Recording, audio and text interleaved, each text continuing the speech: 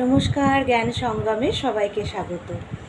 আজকের নলেজ পয়েন্টে গুরুজি বলছেন লেটিং গো, যেতে দাও।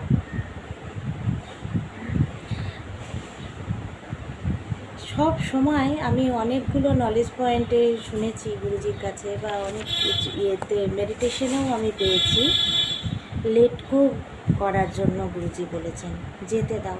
আমাদের মধ্যে অনেক চিন্তা ভাবনা আসে, আমরা একদম ক্লান্ত হয়ে পড়ি সেই চিন্তা ভাবনার মধ্যে, বা কোনো পরিস্থিতি বা কোনো কোনো কিছুই হোক না কেন যেটা আমাদেরকে ভীষণভাবে বদার করছে, তো সেইটা আমরা কিন্তু মেনে নিতে হয়তো কষ্ট হচ্ছে, বা সেই পরিস্থিতিটাকে গ্রহণ করতে কষ্ট হচ্ছে।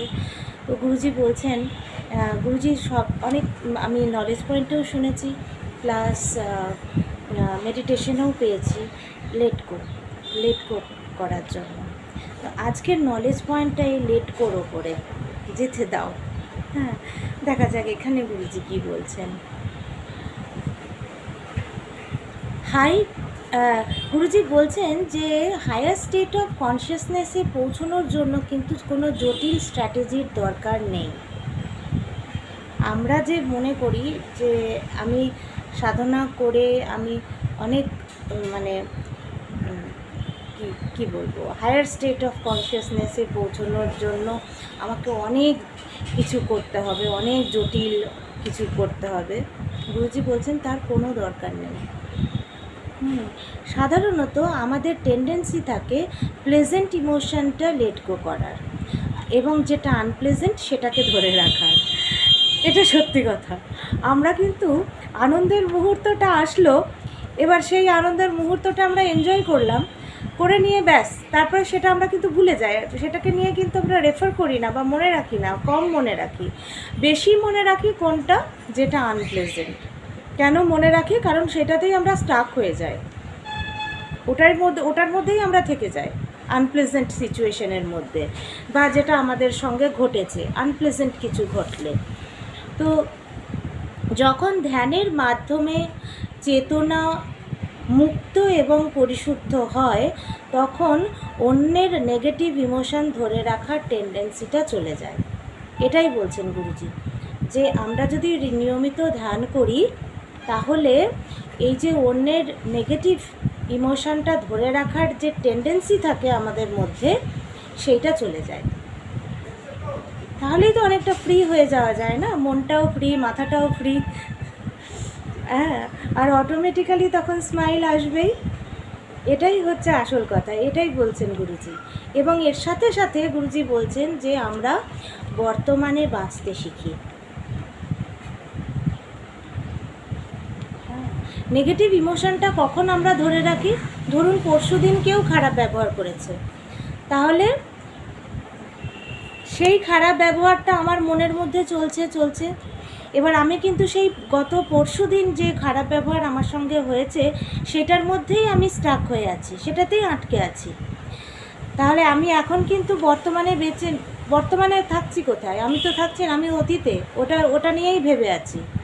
তো সেটাই গুরুজি বলছেন যে যখন আমরা মেডিটেশন করি, ধ্যান করি, তখন আমাদের এই নেগেটিভ টেন্ডেন্সিগুলো ধরে রাখার যে প্রবণতা, এটার থেকে আমরা মুক্ত হয়ে যাই, এবং তার সাথে সাথে আমরা বর্তমানে বাঁচতে শিখি, আমরা প্রেজেন্ট মোমেন্টে বাঁচতে শিখি।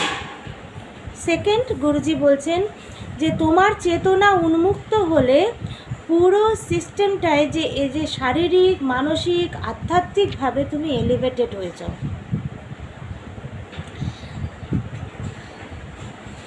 এটা তো সবাই চায়, যারা জ্ঞানের পিপাসু, তারা তো এটা নিশ্চয়ই চায় যে শারীরিক, মানসিক এবং আধ্যাত্মিকভাবে যাতে আমরা এলিভেটেড হতে পারি এবং তোমার জীবন সার্থক হয়ে ওঠে। তাহলেই জীবন সার্থক।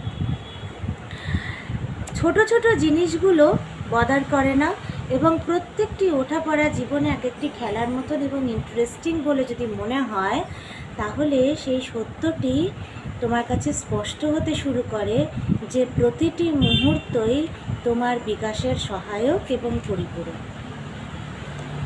এই জায়গাটা আরেকটু ছোট করে বলছি, আমি একটা বড় সেন্টেন্সে বললাম।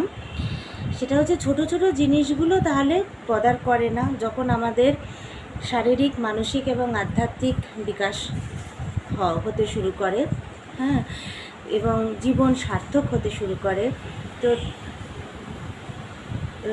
এবং জীবনের প্রত্যেকটি ওঠাপড়া, এই যে আপস অ্যান্ড ডাউনস আমরা বলি না, আপস অ্যান্ড ডাউনস, এইগুলোকে তখন জাস্ট খেলার ছলেই আমরা নিতে পারি।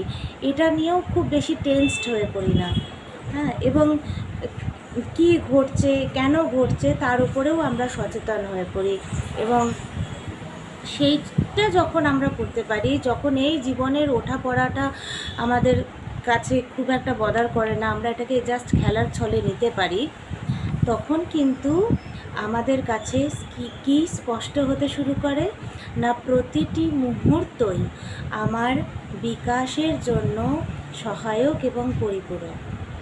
সেলফ গ্রোথের জন্য প্রত্যেকটা মুহূর্ত, each and every moment self গ্রোথের জন্য সহায়ক এবং পরিপূরক। হ্যাঁ, এটাই আমাদের, তখন আমরা সেটা রিয়েলাইজ করতে পারি। এটাই হচ্ছে আজকের নলেজ পয়েন্ট।